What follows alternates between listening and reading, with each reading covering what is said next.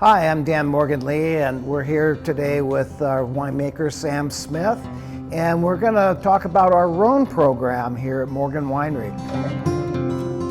The Santa Lucia Highlands, where we're based, is really well known for Pinot Noir and Chardonnay, which we primarily focus on. But we also got into Rhones because they do well in this area. Monterey is a totally great place to be growing Rhone varietals, whether it's the cooler climate of the Santa Lucia Highlands or something slightly warmer in Arroyo Seco. It's both those climates and the soil types that we have here that are pretty similar to the Rhone Valley. We like to make wines that grow well here. Plus, we also only make wines that we like to make and drink. Before I came to work at Morgan, I did a harvest in the Northern Rhone, and I used some of the experiences there to add some more complexities to the wines here. Really, our Rhone program is mostly made up of two blends. And we started doing the blending about 10 years ago, when we really started getting serious about the Rhones. And one wine is Grenache focused, and that's the Côte de Croze. And the other blend is Syrah focused, and that's the G17.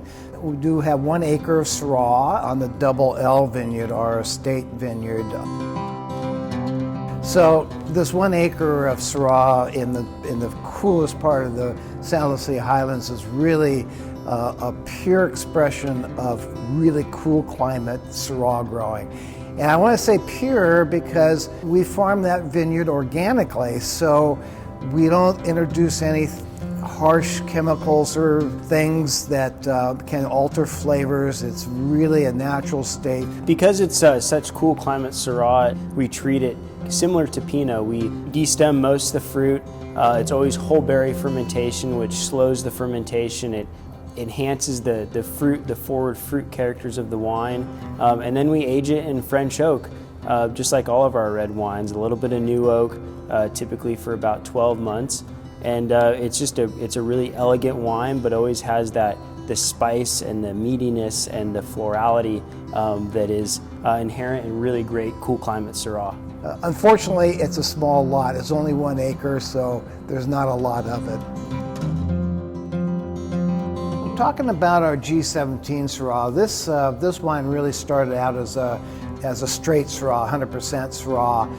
About 10 years ago or so, we started playing around with blending and trying to broaden the flavor profile of the Syrah, and that's where the G17 came about. When we came up with adding some Grenache, and in our case a little bit of Tempranillo, all of a sudden this Syrah became a much more interesting Syrah. A lot of whole berry fermentation, very small open top fermenters.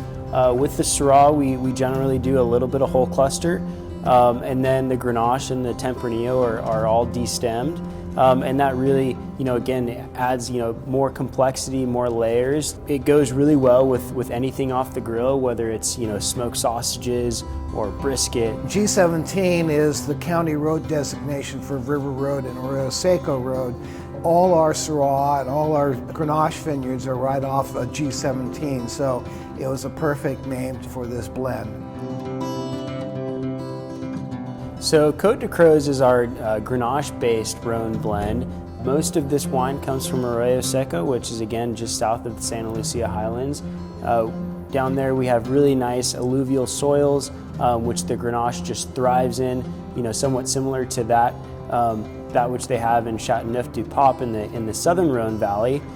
Similar to the G17, we were making a straight 100% Grenache, but then we found that blending a little bit of Syrah and Tempranillo into it added interest factors to make it a better wine as well. This wine, because it's Grenache based, is more red fruited than G17, which makes it better for pairing with things that are a little bit lighter, whether it be kind of a smoked salmon, any kind of picnic fare. Grenache is kind of the Pinot Noir of the Rhones, isn't it? Yeah. It's kind of a fun story how the name Côte de Croze came to be. We originally wanted to call this wine Crow's Hermitage, like the bird crow.